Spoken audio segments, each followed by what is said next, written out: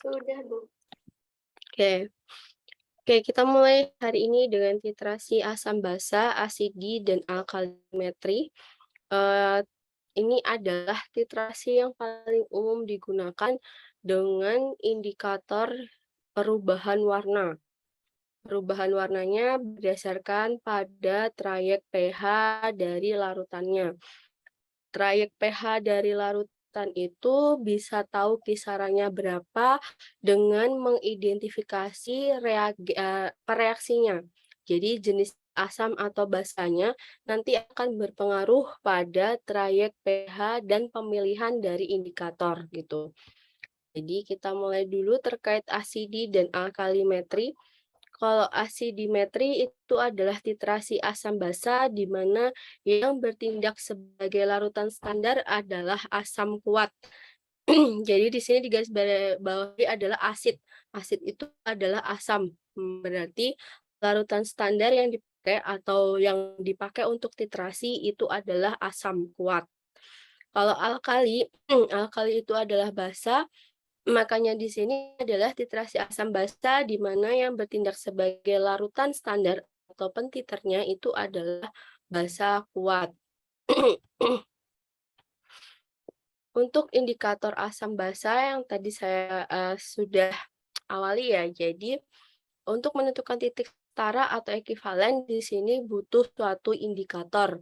Nah, indikator itu apa? Indikator itu adalah senyawa organik alam atau sintesis yang berwarna dan bersifat asam basa dalam rentang pH tertentu yang akan berubah warna, yang itu akan menunjukkan titik setara atau ekivalen dari titrasi asam basa.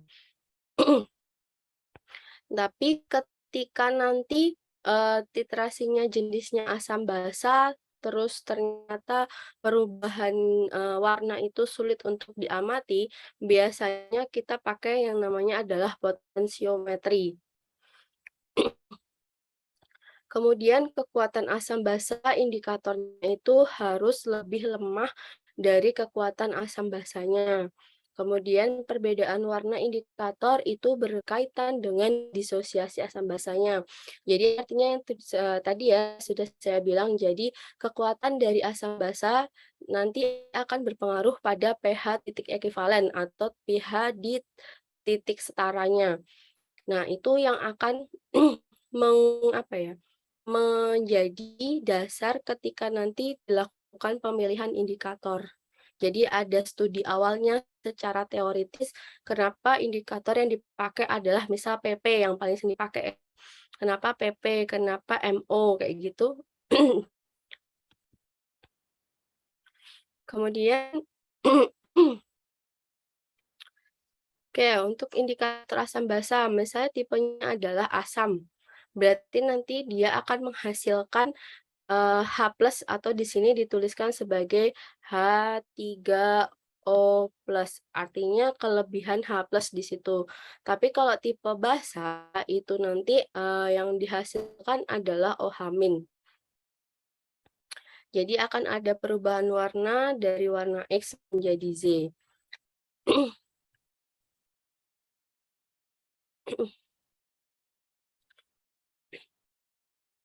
Nah, ini adalah ionisasi indikator. Jadi bagaimana sebenarnya, untuk menghitung secara kuantitatif pH setara atau pH ekivalennya, bisa kalian pakai, rumus seperti ini. Ini kalau kalian ingat, ini adalah, eee, rumus dari pH buffer ya. pH buffer hidrolisis itu kan rumusnya dasarnya seperti ini.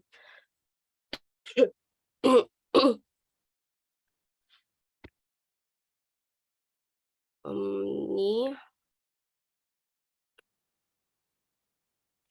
jadi secara perhitungan, pH dari, perubahan warna indikator terjadi pada pH berapa, itu adalah pH K indikator plus minus 1. Artinya ketika dianya, warna X-nya lebih dominan, itu berarti pH pH dari indikatornya dikurangi 1, kemudian ketika warna Y yang lebih dominan atau basanya yang lebih dominan, makanya penghitungannya adalah P dari K indikator itu ditambah dengan 1.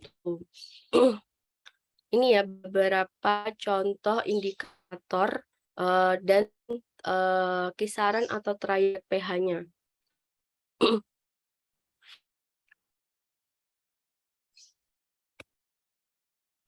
Ini perubahan warna yang terjadi bergantung pada pH-nya. Oke. Nah, cara titrasi otomatis kalian sudah praktikum ya. Cara titrasi berarti di sini adalah zat yang dititrasi, di sini adalah pentiternya. Kemudian akan dilakukan penambahan pentiter itu tetes demi tetes hingga terjadi perubahan warna yang harus stabil. Jadi kondisinya di sini nanti ketika warnanya itu digojok atau apa namanya digoyang-goyangkan itu sudah tidak balik ke warna semula, berarti dia sudah stabil perubahan warnanya. Kemudian, titrasi asam basa itu dibagi menjadi 4 di sini. Jadi ada titrasi asam kuat dengan basa kuat, kemudian titrasi basa kuat dengan asam kuat, di mana di sini asam kuat dan basa kuat sebagai alatnya atau yang dititrasi. Kemudian ada titrasi asam lemah dengan basa kuat, kemudian titrasi basa lemah dengan asam kuat. Oke, pertama, asam kuat dengan basa kuat, kira-kira pH, ekivalennya itu nanti berapa kisarannya? 7, Bu. Pinter, sip. 7, kenapa 7? Karena sama-sama kuat, asamnya kan kuat, bahasanya jadinya sama-sama tidak ada pengaruh, Bu. Oke, artinya sama-sama kuat berarti saling menetralkan ya. Saling menetralkan makanya pH-nya adalah 7. Oke, betul. Terus yang nomor 2, titrasi basa kuat, sama aja ini. Yang ketiga, titrasi asam lemah dengan basa kuat.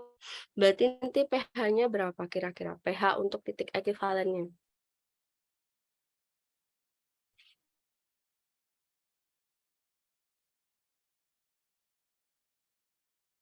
pH-nya berapa kira-kira? pH-nya lebih dari 7, Bu. Mendekati basa. Mendekati basa. Oke, betul. Di sini karena yang dipakai untuk penetrasi basa kuatnya ya. Oke, betul. Terus yang nomor 4, berarti kebalikannya nomor 3 ya. Berarti pH-nya akan mendekati pH asam atau kurang dari 7 gitu. Jadi intinya adalah yang kuat itu akan lebih berpengaruh daripada yang lemah gitu. Oke, ada 4 daerah hitungan pH untuk titrasi asam basa. Ada pH mula-mula, di mana pada saat hanya terdapat analit di situ. Jadi nanti kalian bisa menghitung pH dari analitnya. Nah, analitnya itu atau analit di sini dia sifatnya apa? Kuat atau lemah. Ketika dia sifatnya kuat, rumusnya akan berbeda dengan asam yang lemah gitu. Ada yang masih ingat nggak bedanya nanti hitungnya di mana? Kalau asam kuat dengan lemah, misalnya asam deh, asam kuat dengan asam lemah perbedaannya apa sih dalam perhitungan?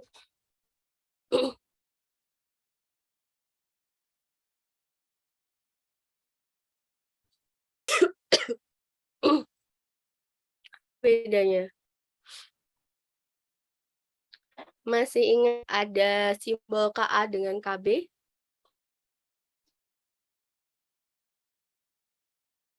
Ada ketetapan disosiasi asam dengan tetapan disosiasi basa. Jadi perbedaan asam kuat dengan asam, lemah itu nanti perhitungannya untuk yang lemah akan melibatkan Ka atau ketetapan, disosiasi dari si asamnya. Sedangkan basa perhitungan pH-nya nanti hanya melibatkan konsentrasi dari larutan asam dikalikan dengan, koefisiennya. Koefisien di sini adalah maksudnya H plusnya, misal asam ya, H plusnya itu ada berapa gitu. Misalnya punya contoh adalah H2SO4. H2SO4 itu H plusnya ada berapa? 2, Bu. Oke, 2 pintar. Wah, berarti nanti untuk perhitungan pH-nya adalah, 2 dikali dengan konsentrasi dari larutan H2SO4-nya, begitu. Tapi untuk yang lemah berapapun jumlah H plusnya di situ tidak berpengaruh. Yang berpengaruh adalah nilai Ka-nya nanti berapa gitu. Jadi untuk yang lemah H plus konsentrasi H plusnya itu nanti terhitung adalah, Ka dikali konsentrasi dari si larutan asam lemahnya gitu. Terus yang kedua itu ada di daerah pH sebelum titik ekivalen. Ditentukan dari setelah penambahan titran tetapi belum mencapai ekivalen dengan analat. Nah, ketika prosesnya sudah ditambahkan dengan pentiter, nah kondisinya bisa ada dua macam. Bisa terjadi buffer atau dalam kondisi hidrolisis. Nah, bisa ada dua macam di situ. Nah, nanti rumusnya akan berbeda perhitungannya. Kemudian yang ketiga, pH titik ekivalen ditentukan saat titik ekivalen tercapai. Nah, di sini pada saat titik ekivalen artinya reaksi itu semuanya sudah habis bereaksi. Ketika sudah habis bereaksi untuk si pereaksinya, baik asam maupun basa, itu berarti kondisinya apa? Dia buffer atau hidrolisis. Apa kira-kira?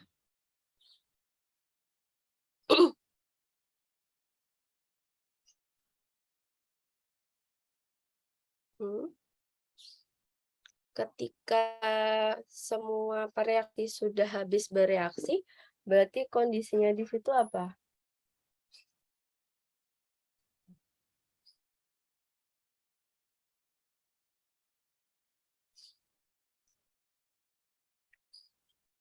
Masih ingat nggak?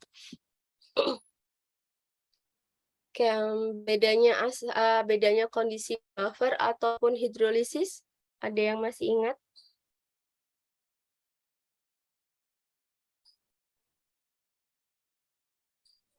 Izin menjawab, Bu, kalau hidrolisis sama-sama habis. Kalau misalnya yang buffer itu yang lemahnya yang bersisa. Oke, pintar. Maaf, ini siapa yang jawab ya? Soalnya nggak nampak. Izin, Bu, Fandi Farakan. Siapa siapa siapa? Namanya? Fandi Farakan, Bu. Oh, Fandi ini ya yang 059 ya? Oke, Iya, Bu. baik. Terima kasih, Fandi. Ya, betul. Jadi, ketika kondisi pereaksi itu habis semua, itu adalah kondisi hidrolisis. Sedangkan ketika kondisinya yang bersisa itu adalah yang lemah, baik asam maupun basa, itu adalah kondisi buffer. Ya sih, pintar.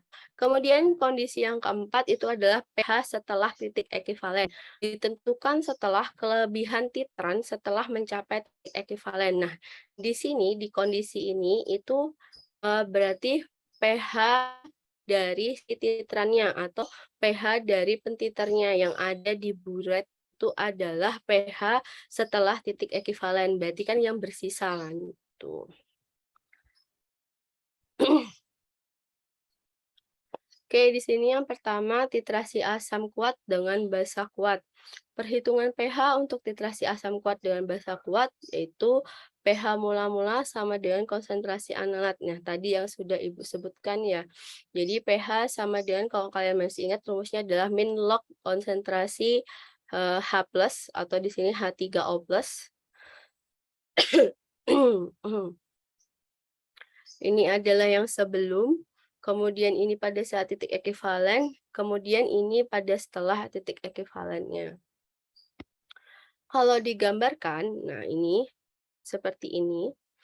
Di sini adalah pada kondisi ekivalennya. Ini ada 3 ini ya. Jadi nanti di kondisi ekivalen ini kalian bisa digunakan untuk menentukan kira-kira indikator yang bisa dipakai itu apa aja gitu. Nanti di akhir kita lihat contoh ya, bagaimana cara menentukannya. Oke, yang kedua sama saja. pH mula-mula berarti pH si analitnya. Karena hati-hati ya, karena di sini yang dititrasi itu atau analatnya bentuknya basa kuat, makanya di sini yang terhitung adalah pOH dulu.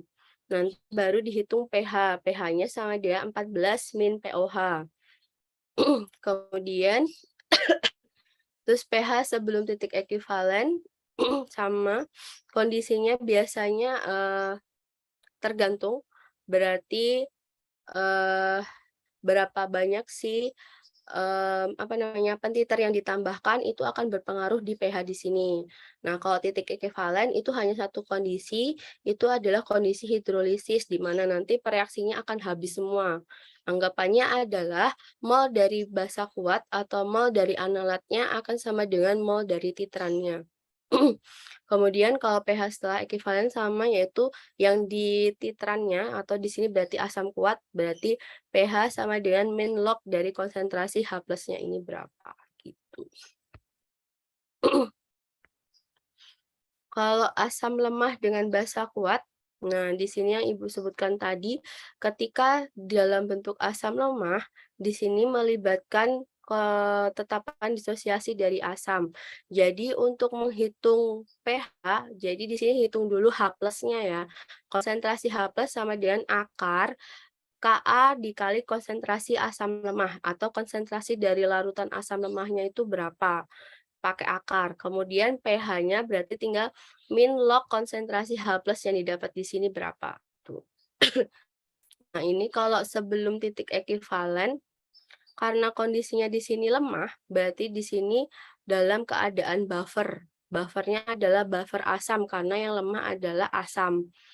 Kemudian titik ekuivalen, kondisinya adalah hidrolisis, kemudian setelah titik ekuivalen berarti yang bersisa adalah basa kuat, berarti rumusnya adalah konsentrasi H+ sama dengan min log pH sama dengan min log konsentrasi H+ atau konsentrasi dari larutan basa kuatnya berapa gitu. Ini adalah kemungkinan dari indikator yang bisa dipakai. Terus kemudian ini sama. Karena di sini analatnya adalah basa lemah, berarti di sini adalah konsentrasi OH- dulu, sama dengan akar Kb dikali konsentrasi basa lemahnya. Nah, nanti ketemu pOH dulu, pOH adalah min log dari konsentrasi OH-, kemudian dicari pH-nya tinggal 14 dikurangi pOH-nya. Terus ini kondisinya adalah buffer, karena yang lemah basa berarti namanya buffer basa. Rumusnya adalah OH- sama dengan Kb kali konsentrasi ini per konsentrasi asam konjugatnya. Kemudian untuk pH pada saat titik ekuivalen berarti keadaan hidrolisis. Nah, di sini karena di sini melibatkannya adalah basa lemah, maka rumusnya adalah di sini konsentrasi H+ sama dengan akar Kw per Kb dikali konsentrasi garamnya yang terbentuk berapa konsentrasinya.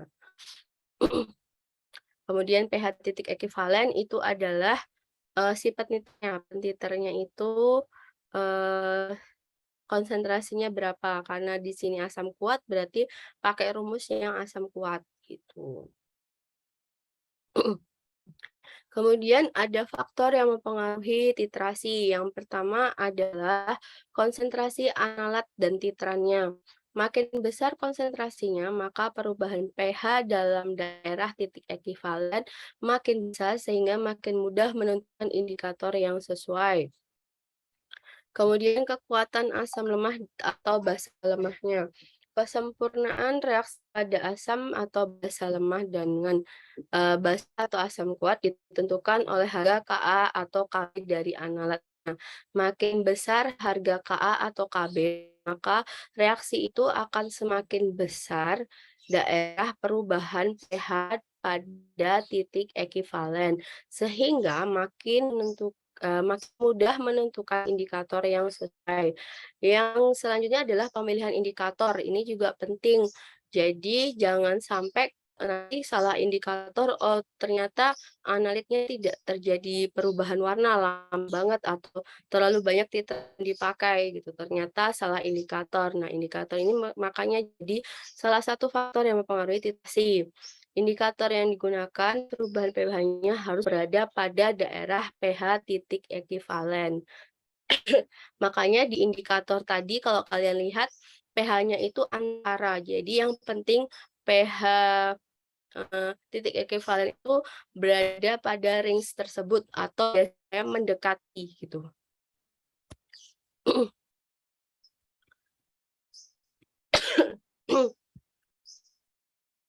Oke, komposisi larutan buffer sebagai fungsi pH. Yang pertama, perubahan komposisi terjadi selama titrasi dari asam atau basa lemah dengan basa atau asam kuat yang dinyatakan sebagai harga konsentrasi relatif asam atau basa lemah dan konjugatnya sebagai fungsi pH. Tadi ya, artinya di sini dalam proses titrasi di sini akan dinyatakan dalam, angka atau dalam kuantitas dalam bentuk pH. pH-nya bisa dalam bentuk pH buffer baik asam maupun basa ataupun hidrolisis gitu. Hidrolisis juga ada 2 macam, asam atau basa, tergantung dari yang lemah itu apa gitu. Yang lemah itu apa. Kemudian komposisi ini terjadi selama penambahan titran sampai titik ekuivalen atau daerah buffer. Jadi kalau ditanya daerah buffer itu ada di mana? Daerah setelah alat ditambahkan titran sebelum terjadi titik ekuivalen. Nah, sepanjang itu adalah daerah buffer gitu. Konsentrasi relatif dinyatakan sebagai harga alpha value. Nah, ini contoh adalah titrasi asam asetat dengan NaOH. Jika konsentrasi T sebagai total konsentrasi dari asam asetat dan konjugatnya, maka harga alfanya adalah konsentrasi CH3COH atau asam asetat dibagi dengan CT dan alfa satunya adalah konjugatnya atau dalam bentuk garamnya dibagi dengan konsentrasi totalnya tadi gitu. Maka kalau dihitung alfa 0 ditambah alfa 1 ya, sama dengan 1. Harga alfa ditentukan oleh konsentrasi H+ dan Ka dan tidak tergantung dari konsentrasi totalnya. Untuk mendapatkan harga alfa 0 dan alfa 1 dari keseimbangan asam lemah CH3COH diperoleh sebagai berikut. Jadi kalau kalian ditanya konjugat itu yang mana sih? Konjugat itu sebenarnya sama dengan si basa lemah, tapi nanti dalam bentuk ion seperti ini atau dia dalam bentuk garam. Jadi ketambahan biasanya kalau kan ini kan kalau diuraikan kan CH3COO- plus H+ ya. Jadi H+-nya itu lepas, jadi ketambah di H2O, menunjukkan di sini bahwa sifatnya adalah asam. Konjugatnya itu adalah bentuk negatifnya dari si asam lemah ini.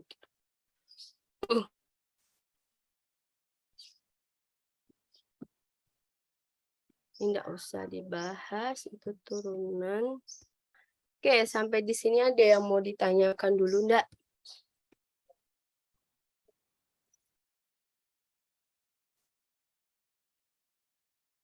Tunggu sebentar ya.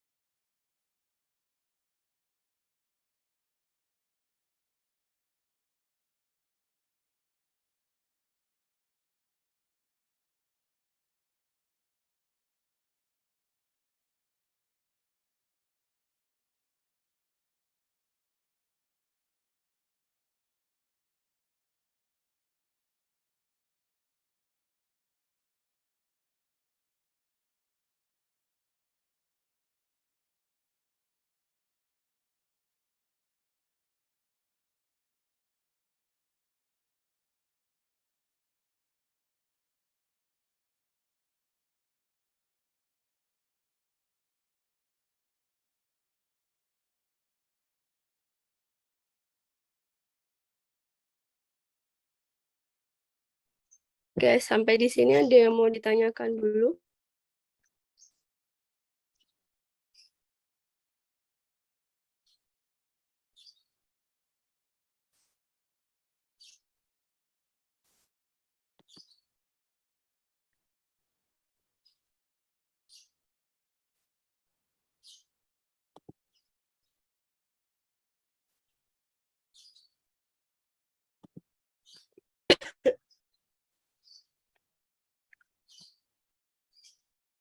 Kalau tidak ada, kita lanjutkan ke sini.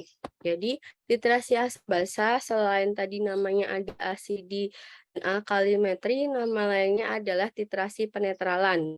Artinya asam ketemu basa, berarti ada proses penetralan di situ menjadi garam. Nah, di sini yang saya mau tunjukkan adalah bagaimana sih menentukan trayek pH atau indikator yang tepat. Jadi, ketika kalian punya tabel indikator seperti ini, di sini ada perubahan warnanya. Nah, di sini ada trayek pH-nya yang kalian pastikan adalah trayek pH-nya. Misal, titrasi asam lemah oleh basa kuat, umumnya pH titik ekivalen ada sekitar 6 sampai 7 atau titik akhir titrasinya lebih besar dari 7. Lebih besar dari 7. Jadi indikator yang bisa digunakan antaranya adalah brom timul biru, kemudian fenol merah, dan fenolftalin atau PP. Jadi dilihat dari indikatornya. Jadi kondisinya adalah lebih dari 7 adalah sini, daerah ini. Gitu. Nah, pemilihan indikator kenapa nggak yang lakmus aja gitu. Di sini 4,5 sampai 8,3. Nah, ini trayek pH-nya terlalu panjang. Terlalu panjang. Jadi gaps misalnya nanti ketemu pH-nya adalah misal 7,1. Itu kan mendekati netral. Nanti ditakutkan adalah perubahan warnanya itu semu atau tidak valid, tidak sesuai dengan yang seharusnya kayak gitu. Kemudian pada penggunaan indikator PP atau fenolftalin ini, titrasi selesai bila terjadi perubahan warna lautan dari tidak berwarna menjadi merah muda atau merah gitu. Ini kalian sudah praktikum ya tentang titrasi, Dak?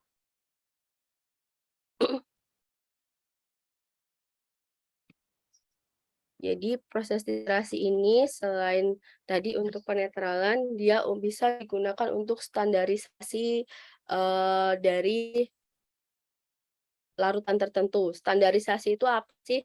Jadi menstandarkan. Jadi untuk mengecek apakah konsentrasi larutan yang tertera dalam wadah itu benar. Jadi distandarkan. Tapi standar itu ada dua macam, ada standar primer dan sekunder. Artinya kalau yang primer itu berarti tidak perlu distandarisasi. Jadi mereka sebagai penstandar malahan. Tapi kalau larutan atau zat baku standar sekunder itu dia harus distandarisasi dengan larutan standar primer.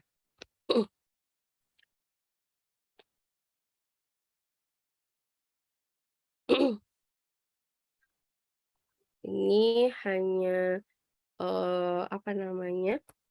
Bagaimana cara memipet yang benar. Jadi hati-hati ya tentang meniskus. Jadi ketika kalian mengambil larutan itu nanti kan muncul cekungan ya. Ada meniskus cekung dan cembung. Nah, sebenarnya itu ada maksudnya. Jadi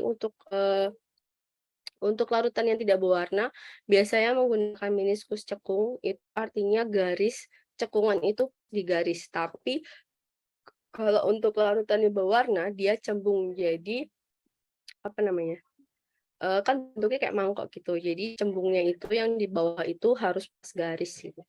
Kalau yang cekung, dia pas cekung pas di atasnya jadi. Oke.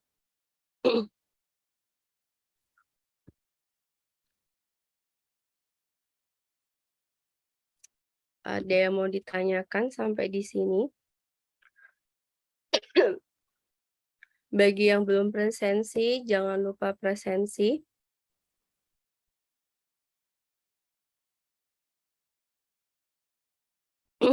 Ada yang bertanyakan? Untuk apa namanya, file yang ini sudah pindah kelihatan? Sudah, Bu. Sudah ya? Oke. Jadi ini tadi ya perhitungannya untuk daerah, yang Ibu bilang ada 4 daerah untuk daerah literasi atau kurva literasi. Yang pertama adalah, titik awal. Misalnya di sini adalah titrasi asam kuat dengan basa kuat. Titrasi 50 mili larutan HCl 0,1 molar dengan larutan standarnya adalah NaOH 0,1 molar. Berapa pH-nya pada daerah titrasi? Yang pertama pada titik awal, karena di sini ada yang dititrasi itu adalah asam, makanya yang dihitung adalah langsung ke pH. Jadi pH rumusnya adalah min log konsentrasi H+. Nah, kalian bisa lihat di sini HCl itu konsentrasinya adalah 0,1. Tinggal dimasukkan ke sini, berarti min log 0,1 atau min log 0,1 itu diganti 10 pangkat min 1. Berarti pH-nya sama dengan 1. Kemudian ketika setelah penambahan 10 mili si standar 0,1 molar ini, jumlah HCl yang bereaksi adalah 50 dikali 0,1 dikurangi 10 kali 0,1 sama dengan 4 milimol. Ya, jadi 50 kali 0,1 itu adalah konsentrasi dari perhitungan dari si HCl dikurangi dengan karena di sini yang ditambah adalah basa 10 mili, 10 kali konsentrasi NaOH ketemu 4 milimol. Nah, konsentrasi H plusnya berapa? Berarti konsentrasi itu kan rumusnya adalah N per V ya, mol per volume. Berarti 4 milimol dibagi dengan volume total HCl ditambah si NaOH, yaitu sebesar 60, ketemu konsentrasi sekian. Nah, konsentrasi ini adalah konsentrasi H+, berarti tinggal pH sama dengan min log dari konsentrasinya, berarti pH-nya ketemu 1,18. Nah, yang ketiga, pada saat titik ekivalen, artinya konsentrasi H+ atau si HCl sama dengan NaOH atau OH-nya, berarti di sini pH-nya adalah 7 karena sama-sama kuat saling menetralkan. Kemudian setelah penambahan 60 mili basa atau kelebihan basanya, berarti 60 dikali 0,1 itu adalah konsentrasi NaOH dikurangi si HCl-nya tetap 50 dikali 0,1, ketemulah 1 milimol. Nah, konsentrasi karena tadi kan yang kelebihan adalah kelebihan basa ya, jadi maksudnya yang jadi pentiternya itu kan adalah basa, makanya di sini adalah OH-. Berarti min log konsentrasi dari si amin ketemu 2,04. Kemudian menghitung pH tinggal 14 dikurangi si konsentrasi si nilai pOH-nya. Berarti ketemu pH-nya adalah 11,96 gitu. Oke, di sini ada yang mau ditanyakan terkait perhitungan ini. Nah, dari perhitungan tersebut, biasanya kan kalau setitrasi itu kan harusnya kita bisa cek ya setiap penambahan berapa-berapa, nanti kita menghitung pH-nya sekian sekian sekian. Nah, nanti dari si perhitungan itu bisa kita buat kurva titrasinya. Ini namanya kurva titrasi, itu diperoleh dari pH versus volume dari titrannya atau pentiternya. Jadi satu poin nanti terbentuk seperti ini gitu.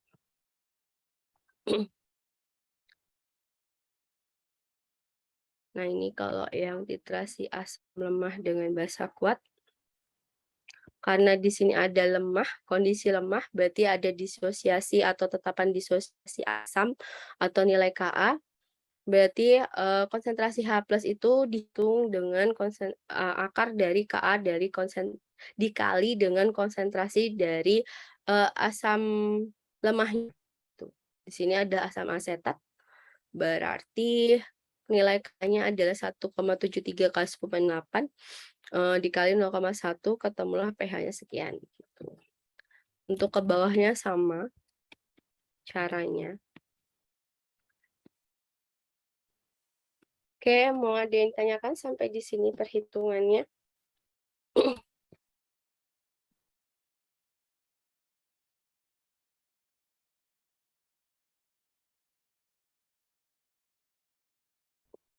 Gimana gimana? Ada yang mau ditanyakan enggak? Jika tidak ada,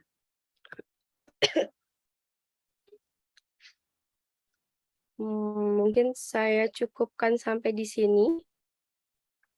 Oke, untuk tugasnya ini tadi saya coba buka kok nggak bisa ya.